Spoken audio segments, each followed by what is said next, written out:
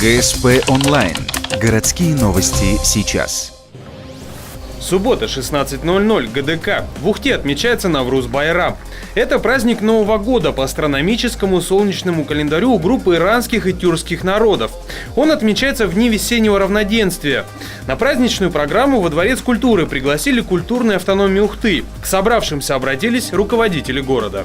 Сегодня нету границ, это самое главное, между национальностями, которые заселяют наше муниципальное образование. Поэтому сегодня праздник для ухтинцев. Независимо от того, кто какой относится к национальной культурной автономии, чтобы все было здорово, чтобы все желания исполнялись, чтобы в ваших семьях было счастье, здоровье, достаток. И пусть процветает наша любимая Ухта. Игорю Михелю и Роману Мельнику вручили подарок – священный для мусульман Коран на русском языке. На этом поздравления не закончились. К гостям обратились уважаемые жители города, а затем молодое поколение наградили за успехи в учебе и спорте. Официальную часть разбавили концертные номера в исполнении культурных автономий и артистов Ухты.